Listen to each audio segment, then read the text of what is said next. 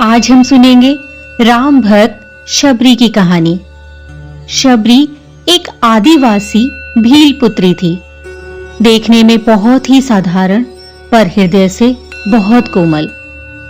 बेजुबान पशु पक्षियों के प्रति उसके हृदय में परम करुणा और प्रेम के भाव कूट कूट कर भरे हुए थे। जब वह विवाह के योग्य हुई तो उसके पिता ने उसका विवाह निश्चित कर दिया। आदिवासियों की एक प्रथा थी कि किसी भी शुभ कार्य से पहले वे पशुओं की बलि देते थे। इस प्रथा के लिए उनके पिता विवाह से एक दिन पहले 100 भेड़ बकरियां ले आए। शबरी ने पिताजी से पूछा, पिताजी, इतनी सारी भेड़ बकरियां क्यों लाए हो? तो पिता ने कहा, पुत्री, कल सुबह से तुम्हारे विवाह कार्य और विधियों को प्रारंभ करने से पहले इन सभी भेड़ बकरियों की बलि कुल देवी को प्रसन्न करने के लिए दी जाएगी, ताकि विवाह में किसी प्रकार का कोई विघ्न न आए और सभी कार्य सरलता पूर्वक पूर्ण हो जाए। ऐसा कहकर पिता वहां से चले गए। प्रथा के बारे में सुनकर शबरी का मन द्रवित हो उठा। वह बहुत दुखी हुई। उस रात शबरी को नींद भी नहीं आई और वह पूरी रात उन भेड़ बकरियों के पास ही बैठी रही। उसके मन में एक ही बात रह रह कर उठ रही थी कि कैसे वो इन बेजुबान पशुओं को बचा पाए। तभी अचानक शबरी के मन में एक ख्याल आता है कि यदि वह सुबह होने से पहले भागकर जंगल की ओर चली जाए तो इन जानवरों की जान बच सकती है। शबरी यह बात भी भली भांति जानती थी कि यदि वह इस घर से एक बार चली जाएगी तो उसके बाद वह घर वापस कभी नहीं आ पाएगी। परंतु उसका चित्त किसी भी प्रकार उन बेजुबानों को अपनी वजह से बलि चढ़ते हुए देखने के लिए तैयार नहीं था।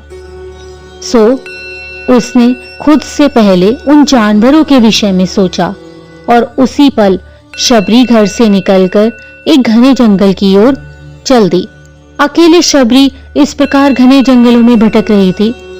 तब शबरी ने शिक्षा प्राप्त करने की सोचकर कई ऋषि मुनियों के आश्रम में दस्तक दी, परंतु एक छोटी जाति की होने के कारण सभी ने उसे धुतकार कर निकाल दिया।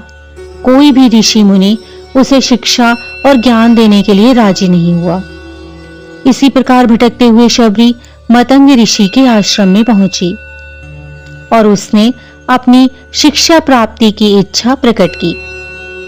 मतंग ऋषि ने पूर्ण प्रसन्नता के साथ शबरी को अपने गुरुकुल में स्थान दे दिया।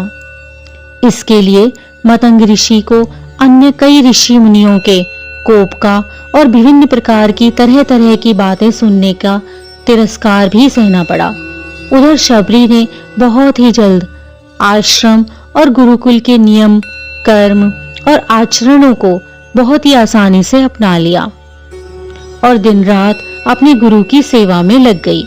शबरी शिक्षा प्राप्ति के साथ साथ आश्रम की सफाई, गौशाला की देखरेख, गऊओं का ध्यान रखना और अन्य गुरुकुल वासियों के लिए भोजन बनाने जैसे कार्य भी पूर्ण हर्ष और भाव के साथ करती थी। इसी प्रकार कई वर्ष बीत गए। मतंग ऋषि भी शबरी के आचरण, व्यवहार और गुरु भक्ति से बहुत प्रसन्न थे। मतंग ऋषि अब बूढ़े हो चुके थे। उनका शरीर भी दुर्बल हो चुका था। तभी एक दिन उन्होंने शबरी को अपने पास बुलाया और कहा, पुत्री, मेरा शरीर अब दुर्बल हो गया है। अब मैं अपना शरीर छोड़कर परमपिता में लीन होने की इच्छा से समाधि लेना चाहता हूँ।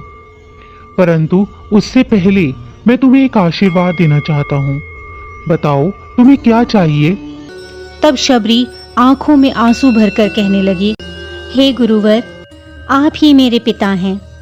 आप मुझे अपने साथ ही ले चलें। तब ऋषि मतंग बोले, नहीं पुत्री, मेरे बाद तुम्हें इस आश्रम का ध्यान रखना होगा। तुम्हारी ईश्वर भक्ति और कर्तव्य परायणता, करुणा भाव का तुम्हें उचित लाभ मिलेगा और उसी के फलस्वरूप एक दिन तुम्हें उस परम पिता का दर्शन होगा। स्वयं राम जी तुमसे मिलने आएंगे और तुम्हारा उद्धार करेंगे और तुम्हें मोक्ष की प्राप्ति होगी। इतना कहकर मतंग ऋषि अपनी देह को समाधिगत कर लेते हैं। उसी दिन से शबरी ने श्री राम के इंतजार की लौ अपने हृदय में जला ली। वह नित्य प्रति सुबह होते ही आश्रम की सफाई करके सुंदर सुंदर फूलों से आश्रम को सजाती, मीठे मीठे फल बाग से इकट्ठा करती और श्री राम का इंतजार करती। उसे राम जी के आने की कोई निश्चित तिथि पता नहीं थी, परंतु अपने गुरुवर की बात पर पूर्ण विश्वास था कि एक ना एक दिन उसके राम जरूर आएंगे। एक दिन शबरी आश्रम के पास एक बड़े तालाब से पानी लेने के लिए गई। वहीं पास ही में एक ऋषि तपस्या कर रहे थे। जब उन्होंने शबरी को जल लेते हुए देखा तो उसे अछूत कहकर उस पर एक पत्थर फेंक कर मारा, जिससे शबरी का हाथ जख्मी हो गया और रक्त की एक बूंद उस नदी के जल में जा गिरी, जिससे उस तालाब का सारा जल लाल रंग का रक्त सा हो गया। शबरी वहां से रोती हुई राम को याद करती हुई अपने आश्रम में वापस आ गई। उस ऋषि ने उस तालाब के जल को ठीक करने के लिए बहुत से प्रयास किए। कई पवित्र नदियों जैसे गंगा और यमुना आदि का जल भी उस तालाब में मिलाया, परंतु फिर भी तालाब के पानी का रंग लाल ही रहा। कुछ वर्षों बाद जब श्री राम सीता माता की खोज करते हुए उस तालाब के पास आए तो वहां के लोगों ने राम जी को बुलाया और उनसे आग्रह किया कि हे प्रभु, हम आपके चरणों के प्रभाव को जानते हैं, आप कृपा करके अपने चरणों से इस तालाब के रक्त को छू दें ताकि वह फिर से जल बन जाए और हमारी पीने के पानी की समस्या का समाधान हो जाए। उनके आग्रह पर राम जी ने उस तालाब में अपने चरणों को रखा, परंतु उसका कोई प्रभाव नहीं पड़ा। जल पहले जैसा सुर्ख ही रहा। तब श्री राम ऋषि से कहते हैं, हे ऋषिवर, आप मुझे इस तालाब की संपूर्ण कथा सुनाएं कि कैसे इसका जल रक्त में परिवर्तित हो गया। तब ऋषि उन्हें शबरी और तालाब की पूर्ण कथा बताते हुए कहते हैं कि हे प्रभु, यह जल उसी शूद्र शबरी के कारण अपवित्र हो गया है। तब भगवान बहुत दुखी होकर कहते हैं कि हे ऋषिवर, यह रक्त उस शबरी का नहीं बल्कि मेरे हृदय का है, जिसे तुमने अपने वचनों से दुखाया है और घायल किया है। और भगवान राम ऋषि से आग्रह करते हैं कि कृपा करके आप माता शबरी को यहाँ बुलाएं, मुझे उनसे मिलना है। तभी शबरी को वहां पर बुलाया गया। बुलाने के लिए लोगों ने बताया कि राम जी आए हैं। तो राम नाम सुनते ही शबरी, मेरे प्रभु आ गए, मेरे राम आ गए, ऐसा कहते हुए वहां दौड़ी चली आती है। शबरी के दौड़कर आने से उसके पैरों की धूल उड़कर तालाब में चली जाती है और तालाब का रक्त फिर से जल में परिवर्तित हो जाता है।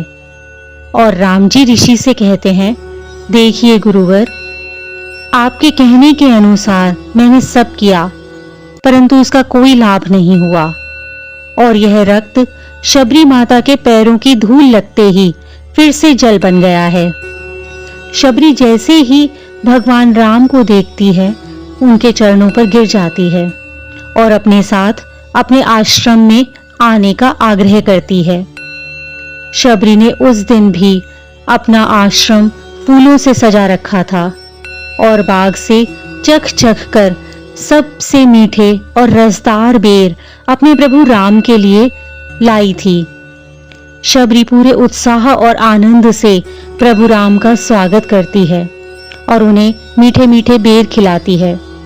प्रभु राम भी बड़े प्रेम से उन्हें खाते हैं और लक्ष्मण जी से भी बेर खाने को कहते हैं। तब लक्ष्मण जी कहते हैं, भैया ये बेर छूटे हैं, आप भी इन्हें ना खाएं। तब श्री राम कहते हैं, लक्ष्मण ये बेर छूटे नहीं बल्कि सबसे मीठे हैं, क्योंकि ये प्रेम और भाव से भरे हुए हैं और भगवान राम और भी अधिक प्रेम से उन बेरों का आनंद लेते हैं। मतंग ऋषि का कथन सत्य होता है और देवी शबरी को मोक्ष की प्राप्ति होती है और राम शबरी के राम बन जाते हैं। इसी प्रकार की अन्य व्रत एवं पौराणिक कथा कहानियों के लिए हमारे चैनल को सब्सक्राइब और शेयर करें ताकि आप भी दूसरों तक इन्हें पहुंचाकर धर्म लाभ प्राप्त कर सकें।